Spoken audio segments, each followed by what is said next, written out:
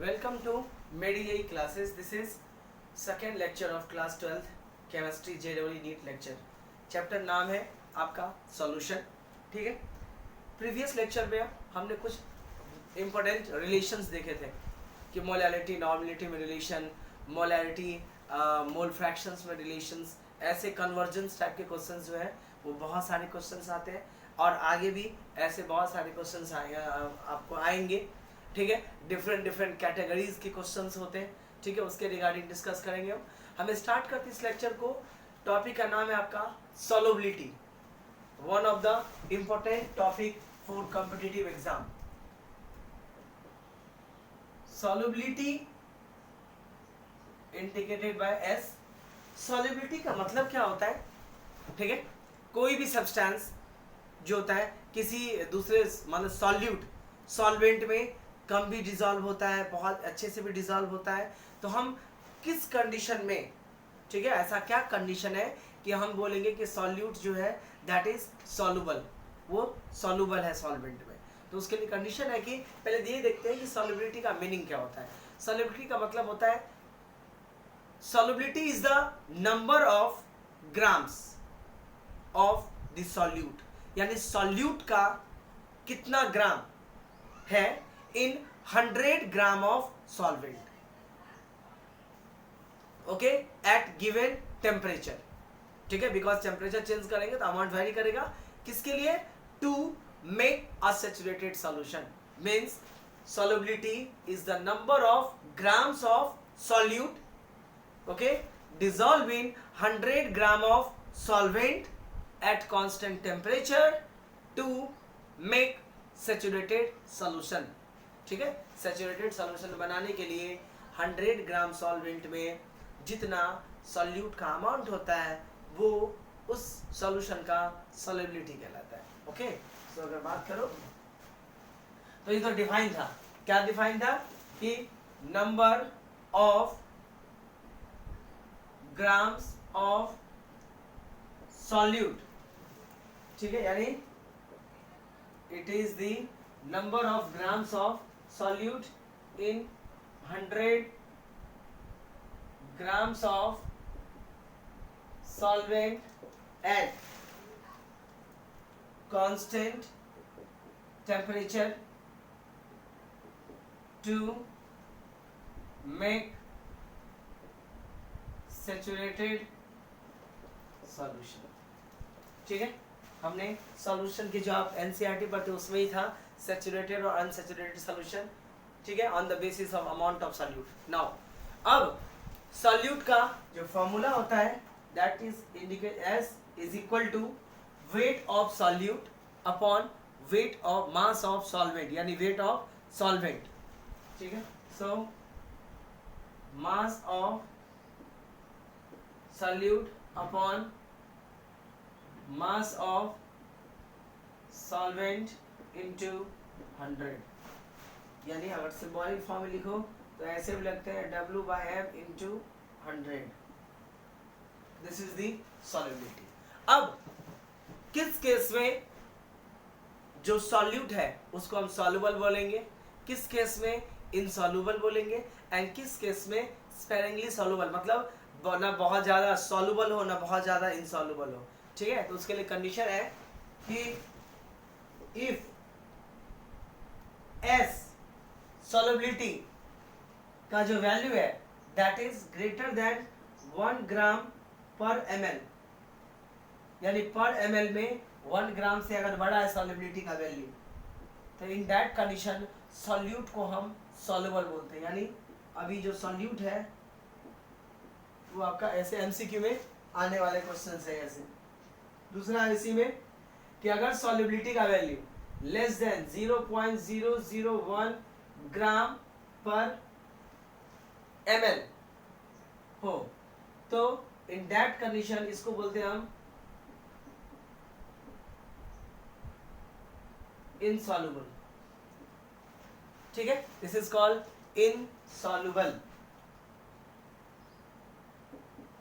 And अगर solubility का amount जो है रेंज करें इसके बीच में आपका 0.1 से लेकर यानी 0.1 टू 0.00121 ग्राम के बीच लाई करें, इसको हम स्पेरिंगली सॉल्युबल बोलते हैं, मतलब न ज्यादा न कम, ठीक है। This is called sparingly soluble solution. तो सॉल्युबिलिटी के लिए कंडीशन होता है। अब सॉल्युबिलिटी अभी से बात है, this is the ratio of mass of solute and mass of solvent, इसीलिए सॉल्युबिलिटी का कोई यूनिट नहीं होता है, ठीक है।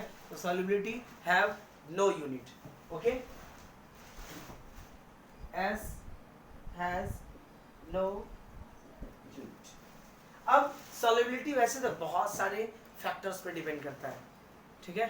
कोई भी सॉल्यूट किसी सॉल्वेंट में कितना डिसॉल्व होगा वो बहुत सारे फैक्टर से डिपेंड करता है, ठीक है। उसमें से जो इम्पोर्टेंट फैक्टर है उसमें से कौन कौन सा है, that is nature of solute, solute किस टाइप का है उस पर डिपेंड करता है, नेचर ऑफ सॉल्वेंट पे डिपेंड करता है, it depends upon temperature and it depends upon pressure. ये चार मेन फैक्टर है जिस पे किसी भी सॉल्यूट का सॉल्युबिलिटी जो है वो आपका डिपेंड करता है। Now in terms of molality, solubility को आप मोलैलिटी के टर्म्स में भी एक्सप्रेस कर सकते हैं। So in terms of molality the solubility can be expressed as, देखिए कैसे हम एक्सप्रेस कर सकते हैं मोलैलिटी के टर्म में। So molality small m is equal to molality equal to solubility into 100 upon equivalent molecular equivalent weight, gram equivalent weight या ग्राम molecular weight, ठीक है, ग्राम molecular weight। this is the relation of what, molality, this is molality not molarity, molality and solubility में आपका ये relation होता है, okay. Now solubility of solid in a liquid, solubility of solid in a liquid कुछ बहुत सारे factors पे depend करता है, उसमें खास करके डिपेंड करता है आपका lattice energy and hydration energy पे, यानी solubility of solid depends upon mainly two factors, okay। So solubility of solid depends on first lattice energy और या लैटिस एंथैल्पी जो बोलिए, and second word is hydration enthalpy या hydration energy. What is lattice energy? अब solid जो होते हैं वो किसी न किसी क्रिस्टल से बना होता है, तो क्रिस्टल को कंप्लीटली डिसोसिएट करने में जितना एनर्जी का रिक्वायरमेंट होता है उसको हम बोलते हैं लैटिस एनर्जी, 1 मोल। ये सब कुछ डिफाइन होता है 1 मोल पे, या दूसरे लैंग्वेज ये बोल सकते हैं कि आयंस को, ठीक है, आयंस को कलेक्ट करके एक क्रिस्टल बनाने में जितना एनर्जी रिलीज होता है, ठीक है, that is known as enthalpy of lattice enthalpy, ठीक है। या तो किसी क्रिस्टल्स को टोटली डिस्ट्रॉय करेंगे तो जो हीट निकलेगा वो, या छोटे छोटे मॉलिक्यूल्स को जब आप मिक्स करके आयंस को मर्ज करके एक क्रिस्टल्स बनाते हैं, ठीक है, सॉलिड का क्रिस्टल बनाते हैं, सॉलिड का शेप बनाते हैं, तो उसमें जितना एनर्जी इन्वॉल्व होता है that is known as lattice enthalpy. And another one is hydration energy, यानी 1 मोल ऑफ सब्सटेंस को हाइड्रेट करने में जितना एनर्जी लूज होता है या जितना एनर्जी इन्वॉल्व होता है that is known as enthalpy of hydration, ठीक है। ये दो फैक्टर पे मेनली डिपेंड करता है, और इन दोनों के एनर्जी को सम को the known as heat of solution, यानी हीट ऑफ सॉल्यूशन जो होता है आपका, किसी भी सॉल्यूशन का जो हीट होता है that is equal to lattice plus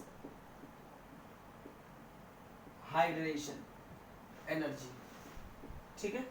यानी lattice energy plus hydration energy के सम को हम बोलते हैं आपका हीट ऑफ डिसोल्यूशन। मतलब क्या हुआ कि द हीट लिबरेटेड और absorb when 1 mole of solute is dissolve in excess of solvent is known as heat of solution.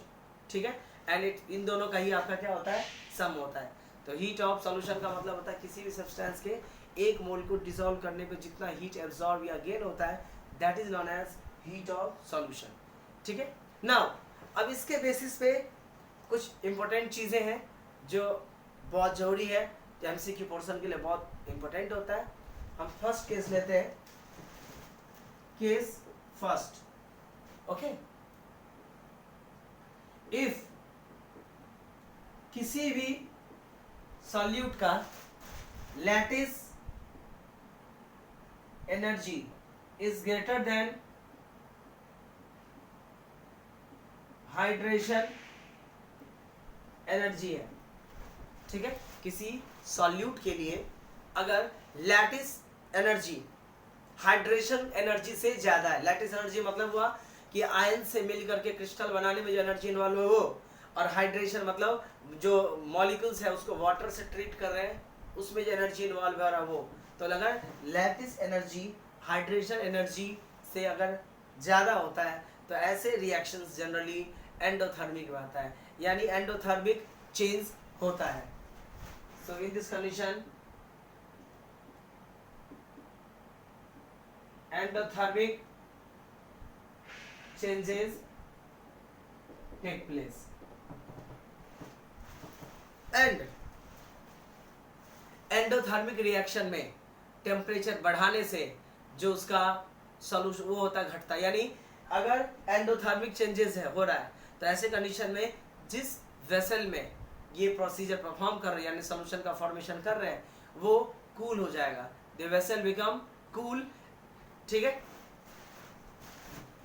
So this vessel becomes cool. ठीक है, एंड इसका एग्जांपल बताओ। और एंडोथर्मिक रिएक्शन टेम्परेचर बढ़ाने से सॉल्युबिलिटी का value क्या होता है, उसका घटता है, सॉरी बढ़ता है। So vessel will become cool. Example देख लीजिए, ऐसा कौन कौन सा सॉल्यूट है जिसमें लैटिस एनर्जी जो होता है हाइड्रेशन एनर्जी ज्यादा होता है, that is ammonium chloride and silver nitrate NH4Cl AgNO3। ठीक है, ammonium chloride and silver nitrate ऐसा सॉल्यूट है जिसका लैटिस एनर्जी हाइड्रोजन एनर्जी से ज़्यादा होता है। इसीलिए अगर ये चीज़ आप किसी सॉल्यूशन में किसी कंटेनर में ऐड करोगे सॉल्वेंट में तो वो जो कंटेनर है वो ठंडा हो जाएगा। ठीक है, एंड इस टाइप के जो सॉल्यूट होते हैं इस पे टेम्परेचर अगर बढ़ाओगे, अगर आपने इसको किसी सॉल्यूशन में ऐड कर दिया तो solubility of this substance increases with increasing temperature। Endothermic reaction हो तो टेम्परेचर बढ़ता है, यानी एंडोथर्मिक प्रोसेस परफॉर्म होता है तो टेम्परेचर बढ़ाने से solubility बढ़ता है। सो on increasing the temperature for such a solute solubility increases। ठीक है, यानी अगर लैटिस एंथैल्पी किसी सॉल्यूट का किसी सब्सटेंस का उसके हाइड्रेशन एनर्जी से बड़ा होगा तो इसका मतलब हुआ कि उसमें एंडोथर्मिक चेंज होगा। एंडोथर्मिक चेंज होने का मतलब हुआ जब तक आप बाहर से हीट सप्लाई नहीं करोगे वो जो चीज़ें हैं वो अपना टास्क परफॉर्म नहीं करेगा। ठीक है, एग्जांपल्स हो गया आपका ammonium chloride and silver nitrate. And endothermic जो रिएक्शंस होते हैं, जो सब्सटेंस एंडोथर्मिक रिएक्शंस अंडरगो होता जाता है उसका टेम्परेचर बढ़ाने से सॉल्युबिलिटी का वैल्यू जो होता है दैट इज इंक्रीजेस। ठीक है, सेकेंड कंडीशन देखते हैं, इसी को मैं चेंज कर देता हूं। सेकेंड कंडीशन में कि अगर लैटिस एनर्जी कम हो जाए हाइड्रेशन एनर्जी से, hydrogen energy is more than the lattice, तो ये जो चेंजेस होते हैं वो एक्सोथर्मिक चेंजेस होते हैं। यानी ऐसे में सब्सटेंस को जब हम ऐड करेंगे तो हीट इवॉल्व होगा। सो अगर ये कंडीशन होता है तो ये आपका एक्सोथर्मिक चेंज होता है आपका, दैट इज एक्सोथर्मिक चेंजेस होते हैं। एग्जाम्पल की बात करो आप तो सोडियम कार्बोनेट है, सोडियम हाइड्रोक्साइड है, सल्फ्यूरिक एसिड है, जो एसिड्स है, ठीक है। The vessel becomes hot, exothermic reaction है, हीट रिलीज होगा, हीट रिलीज होगा तो आपका जो पोर्शन है वो बढ़ जाएगा। इसका एग्जाम्पल देखिए आपका सोडियम हाइड्रोक्साइड, अमोनियम कार्बोनेट, ठीक है, sodium carbonate, Na2CO3, NaOH, sulphuric acid, ठीक है, H2SO4, उसके अलावा N2SO4, Na2SO4 एटसेट्रा। ये सारे जो सॉल्यूट है वो हमेशा ही एक्सोथर्मिक रिएक्शन में परफॉर्म करता है, और एंडोथर्मिक रिएक्शन अगर परफॉर्म होता है तो इसका अब ऐसे सब्सटेंस का टेम्परेचर अगर बढ़ाओगे तो सॉल्युबिलिटी घट जाता है। यानी इफ वी इंक्रीज, ठीक है, इफ वी इंक्रीज टेम्परेचर का वैल्यू अगर मैं बढ़ाऊं तो ऐसे सब्सटेंस का सॉल्युबिलिटी जो होता है वो आपका डिक्रीज होता है। यानी ऐसे सब्सटेंस जो एक्सोथर्मिक रिएक्शंस में इन्वॉल्व हो जाता है, यानी जो एक्सोथर्मिक रिएक्शंस देता है, उसका टेम्परेचर बढ़ाने से सॉल्युबिलिटी का वैल्यू डिक्रीज होता है। Now what will happen if this becomes equal, यानी जो आपका हाइड्रेशन एनर्जी है वो एंड जो आपका लैटिस एनर्जी है, अगर वो दोनों इक्वल हो जाए तो क्या होगा? ऐसे रिएक्शंस ना एनर्जी एब्जॉर्ब करता है ना एनर्जी गेन करता है, यानी ना ये एंडोथर्मिक है ना ही एक्सोथर्मिक है, और ऐसे रिएक्शंस जो होते हैं वो टेम्परेचर से इंडिपेंडेंट होता है।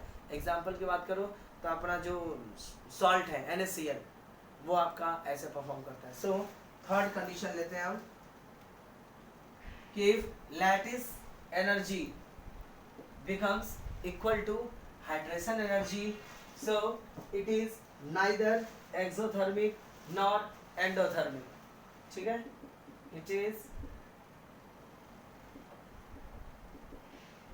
neither endo nor exothermic, okay. Example की बात करो तो NaCl and such substance is independent from T, ऐसे सब्सटेंस जो होते हैं वो टेम्परेचर पर डिपेंड नहीं करता है। तो ये था आपका वो टाइप का सॉल्युबिलिटी, जिसमें सॉल्युबिलिटी ऑफ सॉलिड, जो कि बहुत सारे टाइप के सॉल्युबिलिटीज होते हैं। सॉल्युबिलिटी ऑफ सॉलिड था, फिर सॉल्युबिलिटी ऑफ सॉलिड और लिक्विड इन लिक्विड, ठीक है। अब नेक्स्ट है सॉल्युबिलिटी ऑफ सॉलिड और लिक्विड इन लिक्विड, यानी जो सॉल्यूट है वो सॉलिड भी हो सकता है एंड आपका लिक्विड भी हो सकता है, और लेकिन सॉल्वेंट जो है वो आपका लिक्विड है।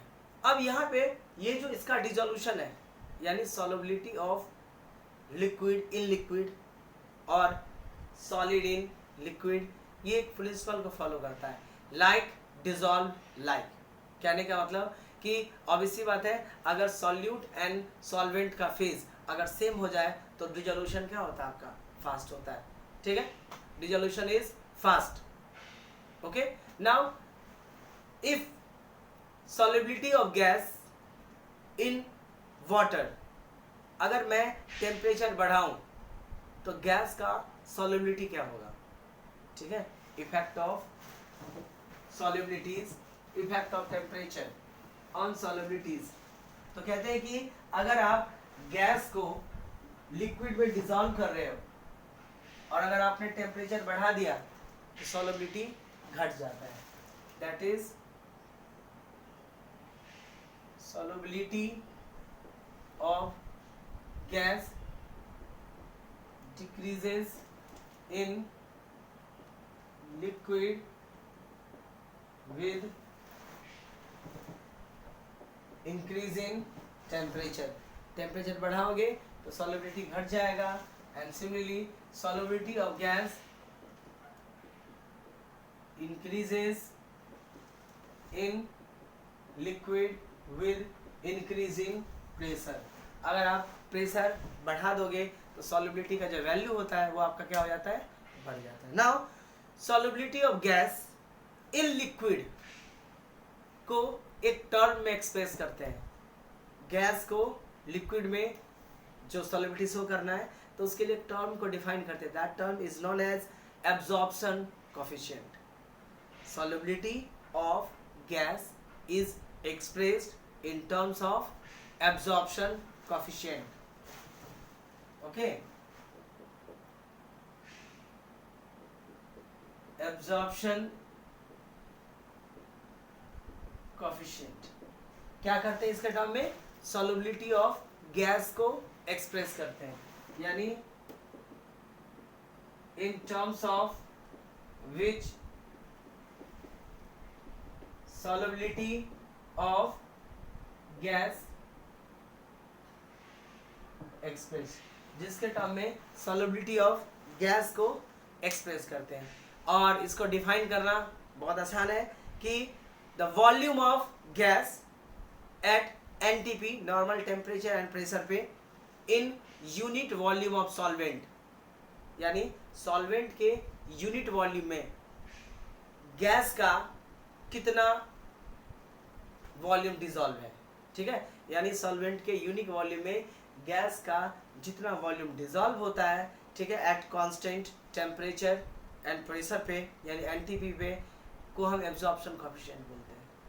ठीक है, क्या अमाउंट ऑफ गैस यानी volume of gas dissolving unit volume of solvent. Okay, that is called the absorption coefficient. Now आता है कि गैस का सॉल्युबिलिटी इन लिक्विड कौन कौन से फैक्टर पर डिपेंड करता है। तो अभी सी बात है कि नेचर ऑफ गैस पे डिपेंड करेगा।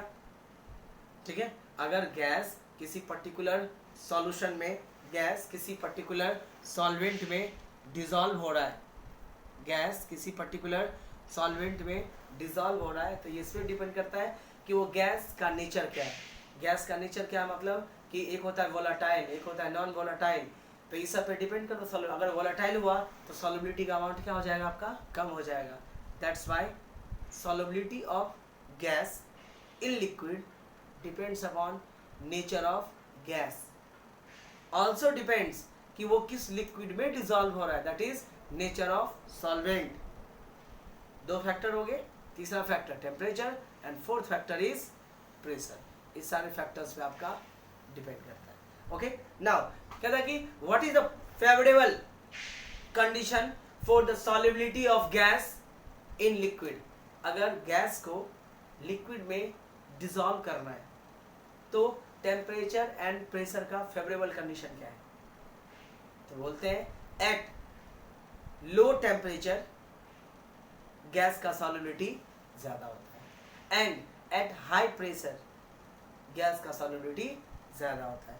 तो solubility of gas in liquid will be more if temperature is low and pressure is high. ठीक है, तो ये आपका सॉल्युबिलिटी जो फैक्टर्स है वो डिपेंड करता है। ये भी MCQ टाइप के ही क्वेश्चंस आते हैं कि favourable condition for solubilities of gas in liquid।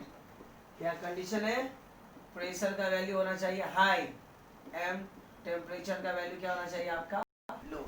अगर प्रेशर का वैल्यू हाई है और टेम्परेचर का वैल्यू लो है तो आपका गैस का सॉल्युबिलिटी जो होता है वो आपका ज्यादा होता है। ओके, नाउ अब आते हैं हेनरीज लॉ। हमने Henry's law already NCERT topic जो कंप्लीट किया था उसमें कवर किया था। ठीक है, बट उसमें एक चीज नहीं किया था, उसमें हम डायरेक्टली जो बुक में है एज इट इज ही पढ़ा था। इसमें एक और फॉर्मूला भी आता है।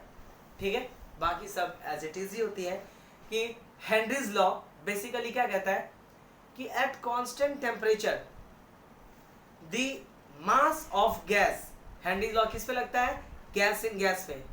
ठीक है, तो mass of gas is mass of gas dissolve in per unit volume, यानी सॉल्वेंट के यूनिट वॉल्यूम में गैस का जितना मास डिजॉल्व है is proportional to the pressure of gas.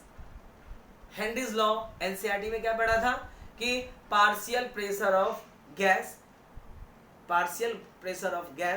Of solution is directly proportional to mole fraction. ठीक है, इसमें एक चीजें जो होती है वो एक्स्ट्रा आता है कि हेनरीज लॉ क्या कहता है कि the at constant temperature the mass of gas at constant temperature the mass of gas dissolved per unit volume of solvent, mass of gas per unit volume of solvent, ठीक है, per unit volume of solvent is directly proportional to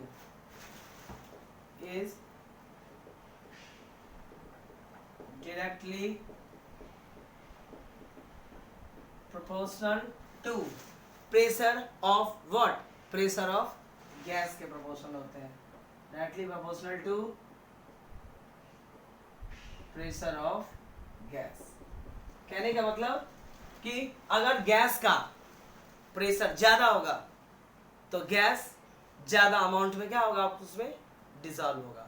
ठीक है, so the mass of gas dissolve पर unit volume of solvent, इस बात पर depend करता है कि उसका पार्शियल प्रेशर क्या है, सॉरी इसका जो गैस का प्रेशर क्या है, गैस का pressure, not a partial pressure. So हम यहाँ लिखेंगे mass of gas is directly proportional to pressure of gas and m is equal to some constant into p। here k is not a Henry's constant नहीं, Henry's constant तो अलग से हमने expression ही पढ़ा था कि partial pressure of gas in vapour phase is directly proportional to mole fraction. ठीक है, मोल फ्रैक्शन ऑफ गैस पे डिपेंड करता है। तो ये एक इक्वेशन था जो नहीं आया था, ये एक्स्ट्रा है, और बाकी तो दूसरा हमने पढ़ा ही था कि partial pressure is directly proportional to mole fraction of gas. अगर जो सॉल्वेंट लेते हैं तो सॉल्वेंट के मोल फ्रैक्शन पर डिपेंड करेगा। So P is equal to KH into X। ठीक है, where KH is called Henry's constant. ठीक है, यहाँ पे हम इसको बोलते हैं Henry's constant, and Henry's constant and solubility में inversely relation होता है। Henry's constant is inversely proportional to solubility। Henry's constant जिसके लिए ज़्यादा होगा उसका solubility का वैल्यू जो होगा वो आपका कम होगा। ठीक है, so KH is inversely proportional to solubility, या ऐसे बोल सकते हैं कि solubility is inversely proportional to KH। अगर KH का वैल्यू किसी पर्टिकुलर गैस के लिए ज़्यादा है तो सॉल्युबिलिटी का वैल्यू क्या हो जाएगा, आपका लो हो जाएगा। That is the value of solubility is low. Okay, now और अगर किसी गैस के लिए हेनरीज कांस्टेंट का वैल्यू अगर लो है तो सॉल्युबिलिटी का वैल्यू क्या हो जाएगा, ज़्यादा हो जाएगा। हेनरीज कांस्टेंट एंड सॉल्युबिलिटी में इनवर्सली का आपका रिलेशन होता है। ओके, नाउ हेनरीज कांस्टेंट का एक लिमिटेशंस है। ठीक है, कि हेनरीज लॉ जो होता है वो कौन से गैसेस पे एप्लीकेबल नहीं होता। तो कहते हैं कि Henry's law is not applicable to the gases which react with solvent, यानी गैस जिसको डिसॉल्व करना है उसको सॉल्वेंट जिसमें ऐड करना है आपने उसको डिसॉल्व किया। ओके, यानी आपने गैस को सॉल्वेंट में डिसॉल्व किया और सॉल्वेंट ने गैस ने क्या किया, उस सॉल्वेंट के साथ रिएक्शन कर लिया, तब पार्शियल प्रेशर जो है वो मोल फ्रैक्शन को उतना बराबर नहीं होगा, क्योंकि वो मिक्स होकर के पार्शियल प्रेशर क्या होगा, घट जाएगा। सो ध्यान रखने का कि Henry's law is not valid for those gases which react with solvent, जो सॉल्वेंट के साथ रिएक्शन करता है, ऐसे गैसेस पे हेनरीज लॉ नहीं लगता है। और उसके बहुत सारे एग्जांपल है। अमोनिया गैस, अमोनिया गैस पे हेनरीज लॉ नहीं लगता, यानी अमोनिया गैस का सॉल्युबिलिटी अगर स्टडी करना हो, ठीक है, तो फिर हम हेनरीज लॉ नहीं लगा सकते। HCl हाइड्रोक्लोरिक एसिड जो होता है आपका, ठीक है, ये भी नहीं लगा सकते। क्यों? अमोनिया गैस है और उसको अगर वाटर में आप डिजोल्व करोगे तो अमोनिया वाटर के साथ रिएक्शन कर लेता है।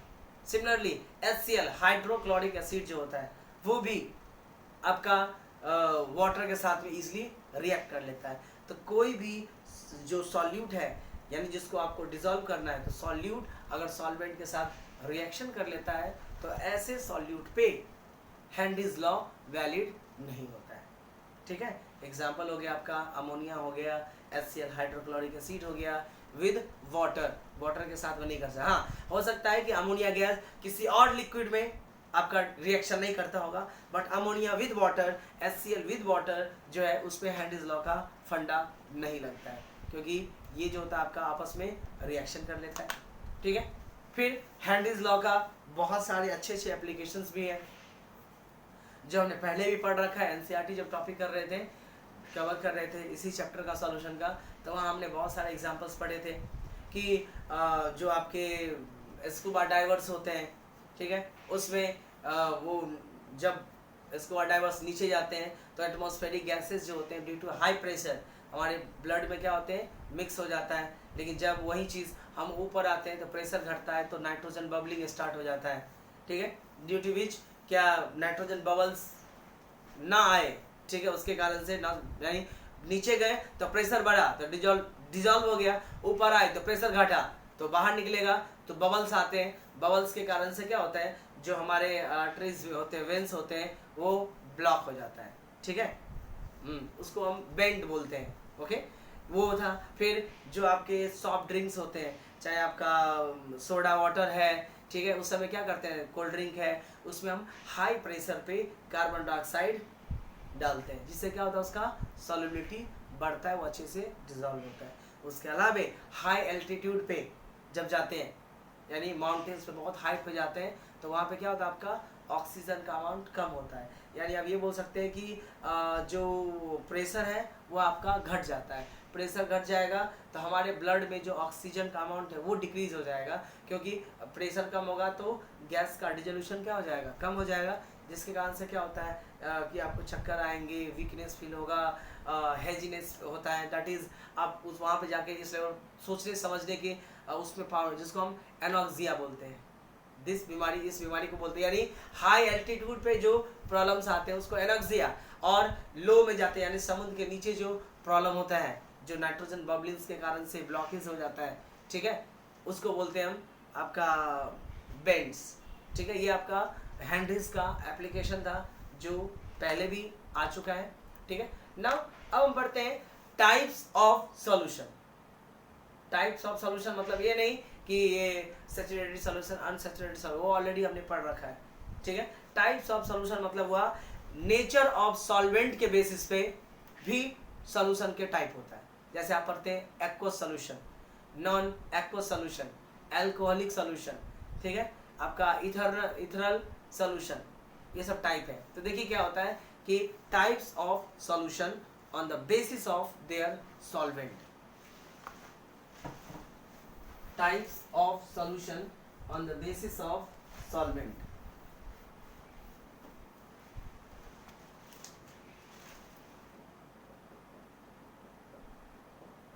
Types of solution on the basis of nature of solvent. Okay, जैसे आपने पढ़ा होगा aqueous solution, what do you mean bye aqueous solution, जिसमें सॉल्वेंट क्या होना चाहिए, वाटर, यानी ऐसा सॉल्यूशन जिसमें सॉल्वेंट वाटर हो उसको हम एक्वस सॉल्यूशन बोलते हैं, यानी सॉल्वेंट इज वाटर, ठीक है। Non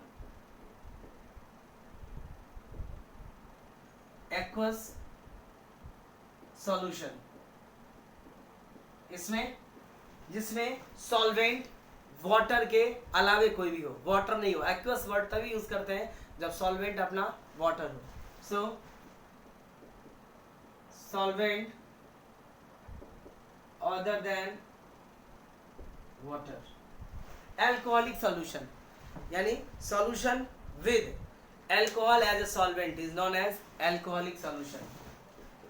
So solution with alcohol as solvent को हम alcoholic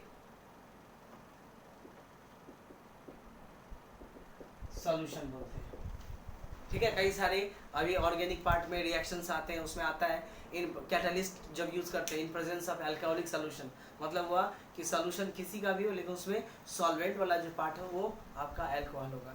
लाइक द सेम, अगर सॉल्वेंट ईथर होता है तो ऐसे कंपाउंड को इथरल सॉल्यूशन बोलते हैं, ठीक है। So solution with ether as solvent is known as ethereal, ठीक है, that is known as ethereal solution.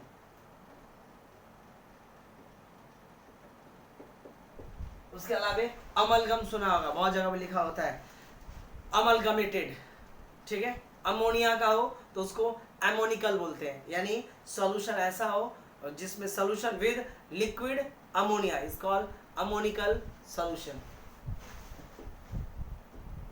Solution with liquid ammonia को बोलते हैं अमोनिकल सॉल्यूशन, ठीक है। और अगर अमलगम हो, अमलगम में इसका मतलब हुआ कि उसका एक पार्ट तो मर्क्यूरी होगा, मर्क्यूरी वाले जो जनरली कंपाउंड्स होते हैं उसको हम बोलते हैं आपका amalgam. So amalgam solution means mercury is one of the important component, okay। So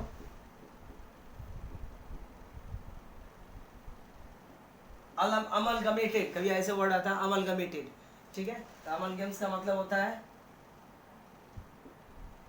Hg as one of its component, यानी ऐसा सॉल्यूशन जिसमें मर्क्यूरी एक कंपोनेंट के फॉर्म में हो, that is called the amalgamated solution. अब बहुत सारे ऐसे सॉल्वेंट हैं जो नॉन एक्वस सॉल्यूशंस हैं, ठीक है।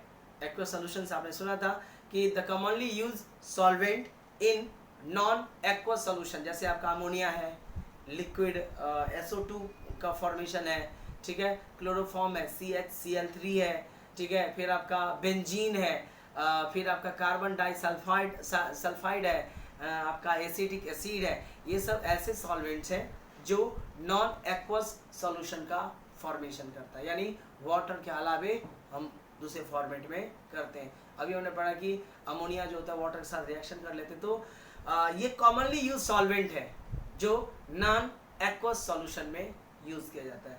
कौन कौन सा?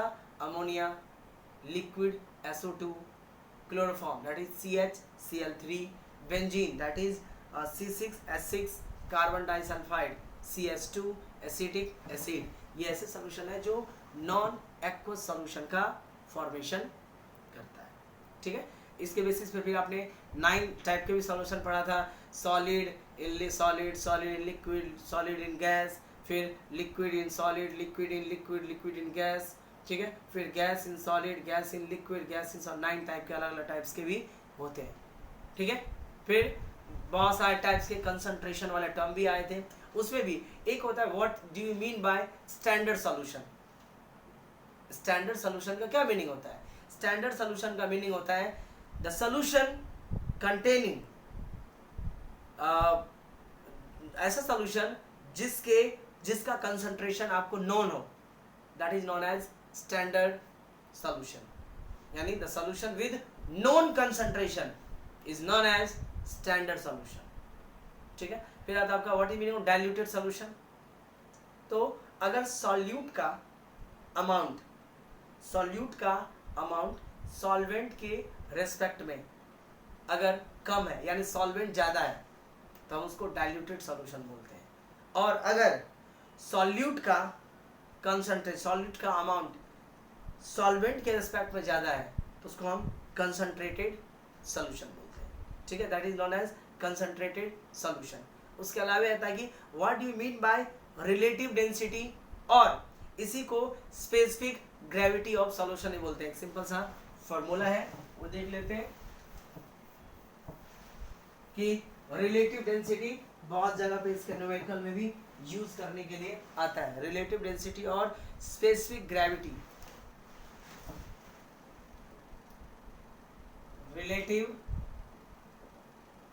डेंसिटी और स्पेसिफिक ग्रेविटी ऑफ सॉल्यूशन। ठीक है, इसका फॉर्मूला होता है स्पेसिफिक ग्रेविटी का density of solution upon density of water, that is density of solution upon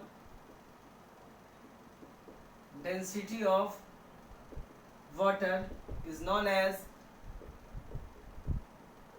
specific gravity और रिलेटिव डेंसिटी। ओके, तो ये है। उसके बाद में बहुत सारे कंसंट्रेशन हमने पढ़ा था, कुछ टेम्परेचर पे डिपेंड करता है, कुछ टेम्परेचर पे आपका डिपेंड नहीं करता है। ठीक है, फिर डिफरेंट टाइप्स के इंटर रिलेशन भी पढ़ा था। ठीक है, आगे जो टॉपिक है उसमें हम पढ़ेंगे क्या सर, कि अगर किसी सॉल्यूशन को अगर हम डाइल्यूट कर देते हैं तो उसके मोलैलिटी जो चेंज होता है उसको फाइंड कैसे करते हैं, या उसके नॉर्मलिटी को फाइंड कैसे करते हैं। ठीक है, कई सारे ऐसे भी होते हैं, क्वेश्चन ऐसे भी कॉम्पिटिटिव एग्जाम में आता है कि मान लो एक्स अमाउंट ऑफ एसिड है, उसको कम्प्लीटली न्यूट्रलाइज करने के लिए कितना अमाउंट में बेस चाहिए।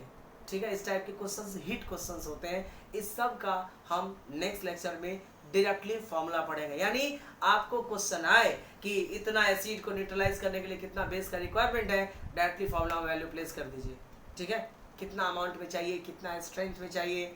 ठीक है, अगर आपको मान लीजिए कि वेट परसेंटेज दिया है, मोलैलिटी निकालना है, तो डायरेक्ट फॉर्मूला रख के वैल्यू निकालना है, या आपका वेट बाय वेट परसेंटेज दिया है तो आप मोलैलिटी डायरेक्टली फाइंड कर सकते हैं, डाइल्यूटेड सॉल्यूशन का मोलैलिटी फाइंड कर सकते हैं। यानी सब का आगे जो है हम छोटे छोटे आपका फॉर्मूला पढ़ेंगे, जो हम नेक्स्ट लेक्चर में, दैट इज लेक्चर नंबर 3 में हम डिटेल में इसको स्टडी करेंगे, क्योंकि उस पे बेसिस पे बहुत सारे क्वेश्चंस आते हैं। और ये जितना भी हमने पढ़ा है वो सारे एक तरह का थियरीज हैं। ठीक है, जिसमें इसमें से आप जब आप रीड करोगे तो आप बहुत सारे ऐसे टॉपिक्स होंगे जो आपने एनसीईआरटी में पढ़ा होगा, लेकिन हमने यहाँ पे एनसीईआरटी के अलावे, एनसीईआरटी तो कुछ फॉर्मूलेज जो है कि कनेक्ट तो करना ही पड़ता है, उसके अलावा बहुत सारे फॉर्मुलेशन में पढ़े हैं, और बहुत सारे फॉर्मूलेज आएंगे शॉर्टकट का। एसिड बेस से रिलेटेड आएगा, मोलैरिटी के बेस पे आएगा, नॉर्मलिटी के बेस पे क्वेश्चंस आते हैं, डाइल्यूटेड सॉल्यूशन का आता है।